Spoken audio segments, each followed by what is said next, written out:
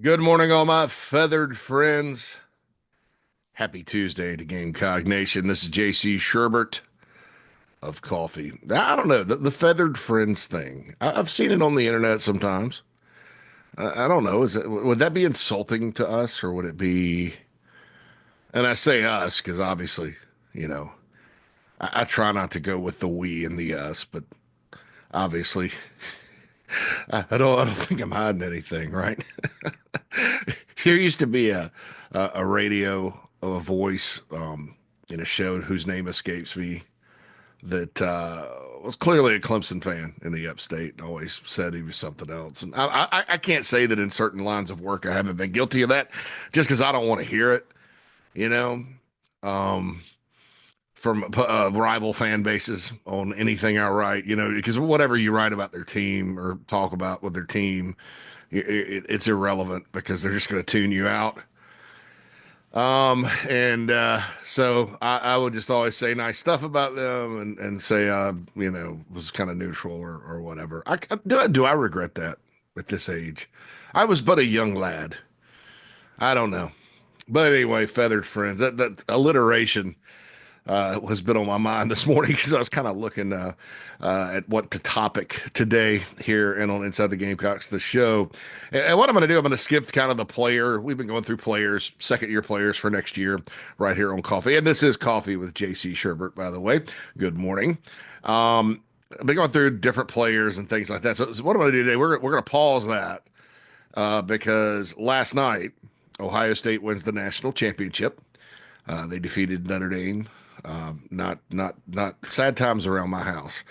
I thought when South Carolina lost a game, their vibes were, you know, negative, at least for about 24 hours. Sometimes I'm just moping around the next day or whatever. But I'm more concerned about my wife. She takes it really hard, especially on big stages like this. And I was kind of sad for her. My emotions about the game. I was pulling for Notre Dame, but I was looking forward to watching a championship game and just when you see somebody you love, like really upset, you know, I kind of just got pissed off about Ohio State playing so well and winning. And I'm not a big Ohio State hater. I think their administration slash the Big Ten slash the narrative that their fan base sometimes puts out there is highly unfair, hypocritical, and void of reality about things that they criticize the Southeastern Conference programs about. But that's to be expected. It's kind of a regional rivalry, and if I get it, they're behind their team, but I'm not a big hater. I don't.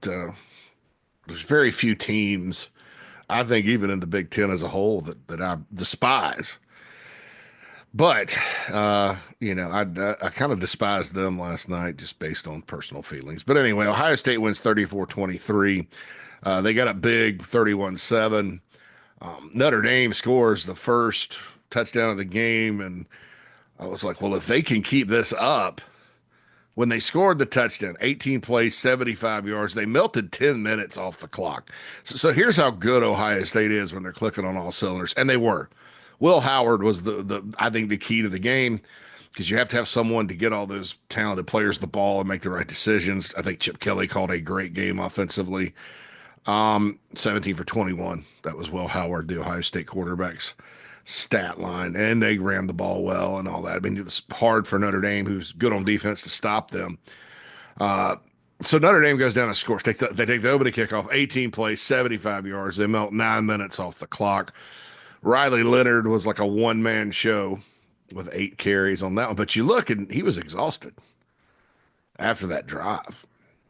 Even before he punched it in the end zone, it was just all guts and heart to get in. Ohio State's got a good defense. They got good athletes. A lot of times, when you're playing a team that's probably better than you athletically, or that is, you're chasing those guys all over the field, right? And it wears you down, and they're big and they're fast. I mean, you can exert yourself sometimes even when things are going well. And so I look, and Leonard's on the sidelines looked like he needed oxygen, and everybody's huffing and puffing, and I'm like, oh. And so then they didn't get the stop. Ohio State goes down and scores, kind of methodically itself. Then Notre Dame goes backward on offense, punts it right back to him, and I was like, this is not going to end well. Not that I'm some Nostradamus or anything, because obviously I picked Notre Dame to win, but at that point I did not feel good about it. And 24 points later, Ohio State's rolling. Well, then Notre Dame settles in and comes back. They cut it to 31-23. Mitch Jeter did miss a key field goal. I'm not going to talk about like how I feel about that because I think there are a lot of mixed opinions, frankly, on Mitch Jeter. Um, so you guys just tell me. I I don't know if I'm happy, sad, don't care uh, about what he does because it's pulling for Notre Dame, obviously. One of the guys from a national media outlet too, like sat there it was a quick take on hot take on Instagram, calling Marcus Freeman, said he was completely stupid for doing that. I disagree. I mean, it's a judgment call at best, and it's really hindsighty. It's 31-15, right? Okay, so two touchdowns, 2 point conversions. And this person's point was, well, if you it's the chances of you getting two touchdowns and 2 point conversions are slim. Well, that's the reason I think you kick the field goal with 9 freaking minutes left in the game. That's enough time to get a couple stops and score. And you don't have to go for two, right? It's 31-15. It makes it 31-18. That means a traditional touchdown and PAT combined with another traditional touchdown and PAT, kicking the ball. There's a little kicking in this game. Wins the game. Why would you not go for the field goal? Mitch has been kicking well all postseason. Now that he's healthy, now he missed it. I don't know if that was costly or not. Gets to 31-23. Notre Dame's got all the momentum. And Will Howard bleep, just drops that. It's like NCAA football at Xmas. Drops that little pass into Jeremiah Smith, 56 yards. And Ohio State went up 11 and won the football game and won the national championship. They're third since 2000. Three different coaches have won it there now that Ryan Day's won it. It's the first two-loss national champion in my lifetime. So I guess all these, the pretty record brigade that wants to put, ignore strength of schedule and put, whoever in the playoff as long as they win, they don't have more than one or two losses. Let's go talk to the pretty schedule brigade and say, if you want to put up a pinup calendar with the prettiest records in the history of college football, then I'll help you produce it.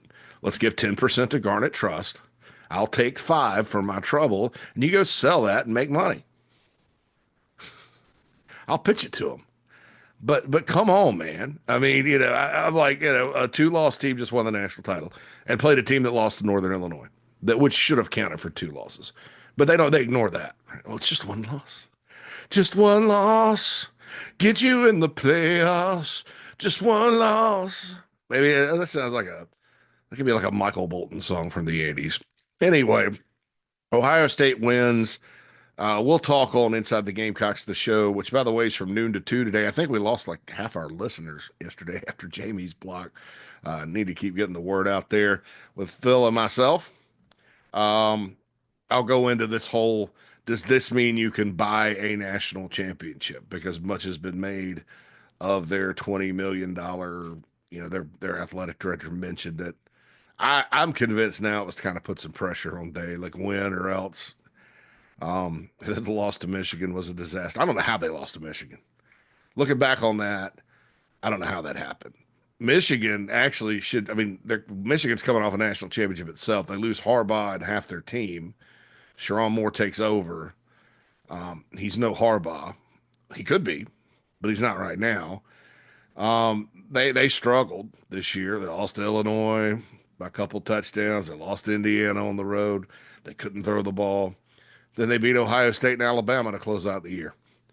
I think they're probably happy. I mean, I would be. I won the Natty, and this team wasn't very good, and still beat Ohio State, and then beat Alabama in the postseason for the second straight year.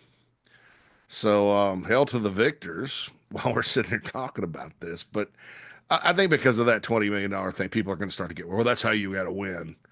It's not necessarily true. This team almost did not make the playoff. And I want to dive in. I'm going to go through and kind of look.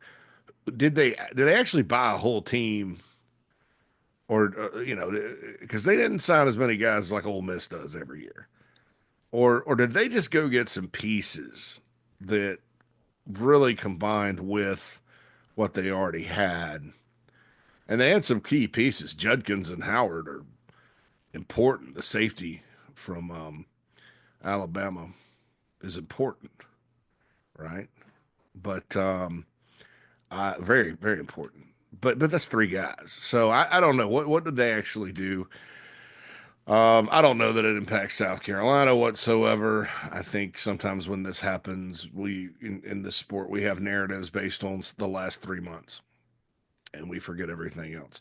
Ohio State's been good for a while. That really good Georgia team a couple of years ago that nobody came within a couple of scores of most of the year, that won I think 65-7 in the national championship game. That team beat Ohio State by 1 point in that same stadium they played in last night, 42-41. They had a quarterback by the name of C.J. Stroud. So I don't know that they haven't been immensely talented for a long time, So we'll see.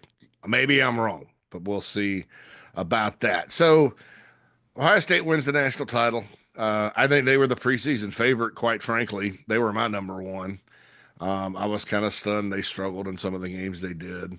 They turned it on in the playoff for sure, and did what it took to be a champion. And hats off to the Buckeyes and Ryan Day. And I don't guess people will be wanting to fire him anymore now that the trophy's coming back to Columbus. But how does this relate to the Gamecocks, JC? Okay, we're going to get to that. So ESPN, they do this, and I think you've got a lot of way too early top 25s out there. ESPN, Mark Schlabach handles this for them. I've been reading Mark Schlabach for a long time. I don't agree with everything he says, but he does handle this part of what he does pretty well, and updates it based on happenings in the offseason because things change. And I don't know. I kind of follow this one. It's ESPN, so everybody reads it, and it usually comes out right after the season completes. Season is completed, however you say it. So here's his way too early top 25 for 25, the forthcoming season. Never too early, right? He has Ohio State at 1. Jeremiah Smith's back. Carnell Tate's back. Caleb Downs, the safety from Alabama's back. They got to find a quarterback. This is dangerous thinking when you got a 5-star player that actually transferred in from Alabama after Saban left. Julian Sand. They lost Devin Brown. They lost, of course, Aaron Nolan to South Carolina. Picked up C.J. Donaldson from West Virginia, tight end from Purdue. Quinshawn Judkins could come back. He's eligible. I don't know that he will. But Jack Sawyer's gone. Travion Henderson's gone. Igbuka's gone. I don't know. They've recruited well. I think they'll still be good. Do I think they will be the favorite to win the national title? No. And the portal's open for them now. So who are they going to lose that maybe we don't know about that they were hoping would step up and win the job? Brad Crawford, by the way, was at the game last night, talked to some Ohio State people, and put on X that everybody from Ohio State that he talked to was like, oh, that's the one that got away when he asked him about Aaron Noland, who's now at South Carolina, presumably as the backup quarterback heading into the season behind Lenore Sellers. So Ohio State 1, Texas is 2. Texas is going to be the preseason favorite in the SEC next year, in my opinion. They do have a lot of good players coming back. And, of course, Arch Manning, it'll be a highly anticipated debut as a starting quarterback. He's a Manning, and he's good. I mean, there's some debate out there as to whether or not he's how good really is Arch Manning. He's good. He's just not Peyton and Eli. I mean, he's just not. It's a totally different type of quarterback. I think he's much more like his grandfather in the way he played. Much more mobile than Peyton and Eli, but probably has the same high football IQ. I think he's better than Quinn Ewers. I don't think Quinn Ewers was ever. I mean, was he one of the ones that the generational label got thrown on? People use that way too much. Please, if you're out there and people listen to you about college football or football in general, because even they do it in the pros, please go look up the definition of generation. Stop. We hear this every year in recruiting too. Generational talent. Yeah, I don't I don't know. I mean, I would kind of save that. I would put that arrow in my quiver and not shoot it off. I mean, because it's like the boy who cried wolf. Eventually, oh, generational. We've heard that before about this list of guys. You miss on one guy that you think's generational, maybe he's not quite. That's fine. That happens to everybody in this sport. But stop with the generational stuff. I mean, good Lord, have mercy. But I think we did hear it about Quinn Ewers. I don't think he's anything but above average. Never has been. Good player. Texas won 13 games this year, and you know, obviously got to the semifinals of the college football playoff. And they had a nice, you know, they played some good teams, not a lot of great ones. And I don't know, but they're number two. Penn State is number three. Big game James. Drew Allar is back at quarterback. So is Allen and Singleton, those two running backs. They obviously lost their receivers, and so they got to go get some. They lost their top two, not just Wallace, who we talked about yesterday, but Amari Evans in the portal. They did sign Devontae Ross out of Troy, 76 catches, 1,034 yards last year.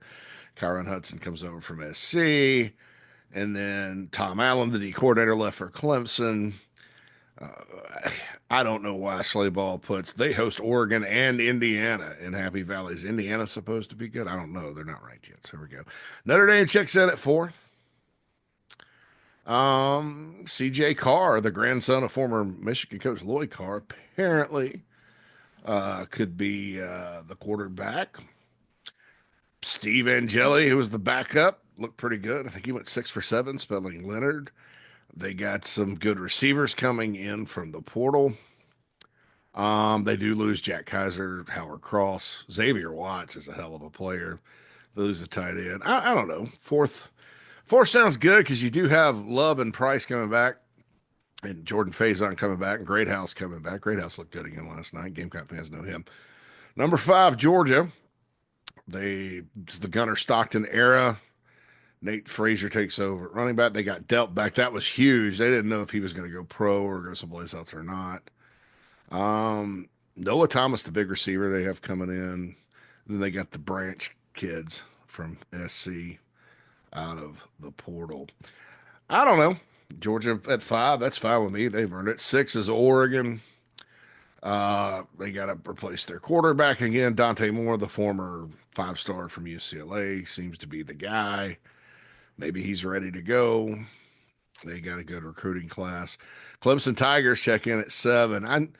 I get this because I kind of look at Clemson and in the ACC next season, they should be the favorite. Everybody's back. Those receivers are all older. They have playmakers on the perimeter. They really feel good about where their O-line is. Defense. They have Peter Woods back. Woodaz is back. They got a new coordinator. Obviously, they hit the portal for a couple of pass rushers and a big receiver. They don't have a running back. Now, the kid from Virginia, Gideon Davidson, I think's his name. He's a really good player out of Virginia. So maybe they just roll with the true freshman. We're going to find out a lot about Clemson because they play the next team to open the season, the 8th ranked LSU Tigers. LSU had what a lot of people consider to be the best portal class. I wouldn't argue with that on paper. I think they got some help on defense. They have some receivers to replace the guys they lost, including Kyron Lacey, who's a stud, and we all know that. help a little bit of help on the offensive line, um, which will not be as good next year. So, shoot, Garrett Nussmeier's back. They're going to be a good football team. The expectations should be high there. BYU is number 9. They didn't lose very many people. 11-2. I thought they were pretty impressive, with the exception of a couple of games, and obviously those are the ones they lost 11-2. All right, the next team is South Carolina, and number 10. So in the SEC, who ranks above the Gamecocks? Georgia, Texas, LSU, South Carolina, fourth in the SEC. Keep in mind, there's no East anymore.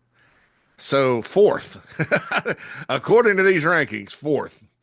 I mean, maybe during this, because, with the divisions, Carolina actually has been picked to win the SEC East in the preseason before and not done it. But 10th, this is high praise. He says after a bounce back campaign, there are personnel losses on defense on all 3 levels. He mentions that, but he also mentions the portal additions: Gabriel Brownlow Dindy, Sean Murphy, Jalen Brown. Sellers is working with Mike Shula, and he mentions Rasul Faison, who could replace Sanders. And then at the end he says Sellers improves he needs to improve his pocket presence and consistency, and that's true. The Gamecocks might be an even bigger surprise in 2025. That's saying something right there. His key returning players are Lenore Sellers, Mazio Bennett, Josiah Thompson, Jelon Kilgore, Dylan Stewart, Brian Thomas Jr., who I still have not sold he's a starter. Nothing against him. I think he's a good pass rusher, good player, really a team guy. I think if somebody else could start over there and he's just kind of playing his role and doing his thing, that'd be good. Then DQ Smith, who's going to start. I mean, that's a guy that I know people sometimes are, grumbling about DQ. He's going to start. He's a good player. There are times, though, in the secondary where you kind of look, oh, what's going on here? But guess what? In 2010, everybody said the same thing about Stephon Gilmore. I'll just go quickly through the rest because Gamecocks are 10th, and I'm going to get back to that. Iowa State 11th, Bama 12th, Illinois 13th, and they do have a lot of players coming back, and they did well in the portal. 14, Arizona State, 15, SMU, who some people have ranked in the top 10. 16, Kansas State, 17, Indiana, 18, Florida. Florida's a little higher, according to some other folks. 19, University of Tennessee, 20, Louisville, 21, the Michigan Wolverines, 22, A&M, 23, Miami, 24, Boise State, and 25, Ole Miss. I saw an Instagram thing from one of the college football accounts, maybe Fox, said Ole Miss had a chance to win the national championship. They had the Gamecocks in there too. Okay, so 10th, should the Gamecocks be 10th? I don't know. I compare them to some of these other teams, and everybody's got losses, everybody's got additions. It's probably going to just come down to who. Shane Beamer, of course, on Inside the Gamecocks, the morning show yesterday, mentioned that, hey, we dealt with the team folks picking us 3-9. We blocked that out. We got to block it out the other way. He said, if you have a quarterback coming back, most of these preseason lists, you're automatically up there. And I think that's partially true. I do like Schleybaugh and some others. They look beyond that. But honestly, a lot of these top 25 lists, Sellers is back. Boom, you're up there. Fourth in the SEC is that, hey, I'll take that. That's on the cusp of a playoff right now. Give the game and the Gamecocks conference schedule. If you go by this list, which I'm not saying it's accurate, man, it's January 21st. Look, it is 1/21/25. We got a long way to go, and lots can happen. So the Gamecocks are 10th on the schedule. Clemson is ranked ahead of them, and you play Clemson obviously every year. LSU, they go to LSU, they're 8th. They don't play Georgia. They don't play Texas. So this ridiculously tough schedule the Gamecocks play, as far as teams ranked ahead of them go, it's just Clemson and LSU, and they play each other, so one will knock out the other one. So one of them will have a loss. But Bama comes to town. They're 12th. That may be high for the Tide if you're asking me. Florida, no Florida, they're 18th. No Tennessee, they're 19th. A&M is out there, they're 22nd. And Ole Miss is out there, they're 25th. So you got Ole Miss, A&M toward the bottom of this ranking, and then LSU, Clemson, the two Tigers right ahead, and then Bama's kind of right there in the same thing. So what do you think? I don't know. I think that I think that stuff like this, there's two parts of it. Stuff like this, South Carolina as a program needs because of recruiting. 2026 is a important cycle in state, out of state. Samari Matthews is an out of state guy from Charlotte. It's a big time corner they're in on that they're right there for. I think the more positive publicity you have, the better more it sets the table. You see that in quarterback recruiting already with Brady Smeagol from California, the high four-star player that's technically still committed to Florida State, but Beamer went out and visited him. And then, of course, Jared Curtis, who's one of the top players in the country. And obviously, that would be huge to get him in this class to go with Cutter Woods and Aaron Noland and all that good stuff. Of course, you know, the team that played last night, that's a pretty good philosophy. They just get whoever, and so everybody that's good, we'll take you at quarterback and we'll let you compete, and we'll see how it plays out. Now, sometimes that leads to a good player like Kyle McCord leaving and going elsewhere, and you have to go get Kansas State's quarterback to win a national championship, but you're still winning a national championship. So, yeah, I wouldn't get concerned, with as many good quarterbacks as they can sign. Those guys are very valuable. But you see it there, in state, South Carolina's got a lot of momentum right now. There's a ton of good defensive backs in this class. There's, a couple of running backs, although they're in on some other running backs out of state that are really good. A couple out of Georgia. Markel Blackwell is in on, and the Gamecocks are in good shape. They've already got Jamel House, who I think is an outstanding tight end. So they got guys committed. And then there's a bunch of offensive linemen. I don't think we're ever going to escape the let's sign multiple offensive linemen a year. This may be a year you can sign 4 or 5 from high school, though. The kid from Virginia that's probably favoring them that's in the top 100. The point about all that is, because we'll have a complete 2026 breakdown at some point, is that South Carolina is in good shape to have a big recruiting class. And the more your program is out there, because since Steve Spurrier left, let's be honest, folks, when Steve Spurrier left, first of all, you left a Hall of Fame coach left, best period in the history of the program.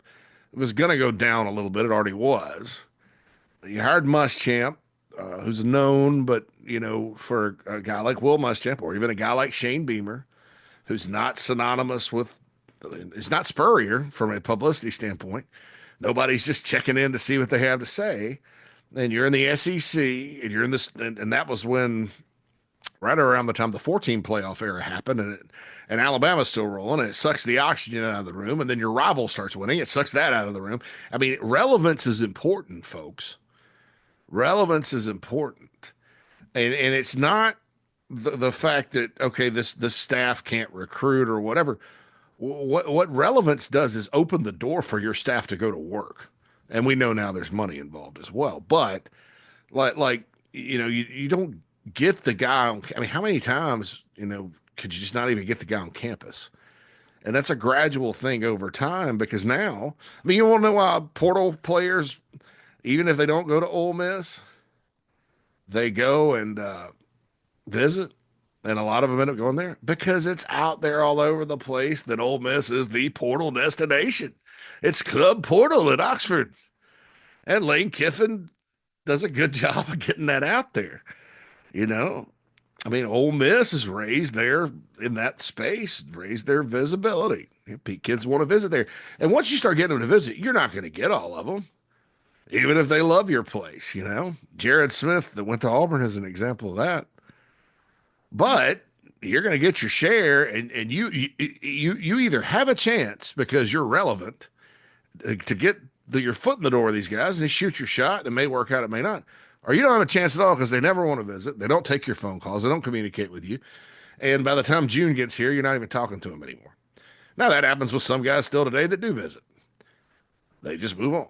Deuce Knight, who is going to Auburn, who's committed to Notre Dame, quarterback out of Mississippi, who's very, very special player at quarterback, was interested early. Caleb Cunningham, five-star guy who flipped from Bama to Ole Miss late, in-state guy from another Mississippi kid, very interested early. Carolina named Carolina as leader, almost committed. It was really early though, things change. But my point is, when you are in the top 10, when you're relevant, when you're all that, it helps out of state recruiting, regional recruiting, national recruiting, but it helps the guys from your state really kind of get behind it. Like, why would I go here, there, and yonder? Because there's a program right here at home that's in the top 10. And that's my point. And Shane Beamer, because and the way to do that, if you don't have a Hall of Fame coach, number one, these days, be good at social media, and the Gamecocks are. And then number two, win games, big ones. And perhaps more important than actual wins, because it takes a lot of wins to really crack that relevance puzzle, because a loss isn't going to kill you because, the Gamecocks defeated Tennessee and Clemson in 2022. All of a sudden, that next recruiting class, it was the one that for 2024 was really good. Yeah, but you kind of look at it and it's like, well, it went backward, and so then you kind of they didn't struggle in recruiting. They still held on to their class. It kind of stopped. It didn't go any further, and it's fleeting. So it takes a lot of big wins. Carolina got a lot of big wins this year too. Perhaps the cheat code with all this in recruiting is having special players that players like to watch play, because players care way more about players than teams, guys. I mean, it's all there's to it, because they're players. So they love Lenore Sellers, Dylan Stewart. There you go. I always say, Clemson's rise and ability, because it was rooted in this rise, although it took 10 years before it really started to happen. It happened in the class of 06 when they beat somehow Dabo as an assistant. Tommy Bowden beat Urban Meyer on CJ Spiller, who's still there now. And he tried to transfer a couple times. They kept him. But CJ Spiller was such an electric player. And everybody in the country, they had a couple national TV games. Everybody in the country watches him. And then the Florida kids saw him being from Florida. And it's like a mental permission to go. The Gamecocks getting Nick Harbor and Zabari Sandy and all those players out of Maryland helped with Dylan Stewart. I'll tell you that right now. I hope they get back up there pretty soon. I haven't seen a lot of Maryland. There's a really big time stud Maryland DN committed to Maryland. I don't know. I haven't heard the Gamecocks. Kind of an interesting recruiting rivalry there. But like I said, good big time players, big time wins. That's what gets you relevant. And the Gamecocks all of a sudden are relevant. It helped that the entire college football media ecosystem, the Gamecocks were part of the playoff debate. It sucked they didn't get in. I've been very clear about that, but it helps. So this top 10 ranking, pretty good start. ESPN's still the worldwide leader in sports, regardless of our opinions on them. They're the most read, biggest brand, all that. And, this type of stuff is good. Does it matter? No. Just like it didn't matter that the Gamecocks were not ranked. I've seen SEC teams that aren't what you would call the blue bloods or the big six in the league. And for those that don't know, the big six is Georgia, Tennessee, Florida, LSU, Auburn, Alabama. And those are the only teams that have won the league since the late 60s when Ole Miss won it, I believe, with Archie Manning. Kentucky shared the title one year in the 70s. And then Florida won it, or should have won it one year, but got stripped because they were on probation. But Florida ended up being part of the Big Six anyway once Spurrier got there. Anyway, any team outside of the – I've seen these teams before. Missouri this year, everybody put them in the top 10. and they did win 10 games, and they were a good football team. Were they as good as they were when they got on that run at the end of the previous year? No. They beat Ohio State in the bowl. Ohio State didn't have their, opt outs and stuff like that. That was a huge win. And Missouri at that point, I mean, they went toe to toe with Georgia. At that point, if there was a playoff, Missouri could have gotten pretty far, I think. I mean, they were playing that well. And then things just weren't the same. They weren't quite as good on defense. There you go. Gamecocks are replacing a lot of players on defense for the most part. You had Brady Cook had injuries. I mean, it wasn't the same. Still a 10-win football team. They still had a fortuitous schedule, which flips on them next year. And then in some games, Missouri, quite frankly, just I don't want to say they got lucky, but those games, the Oklahoma game could have gone either way. And there was Vanderbilt. There were several like that.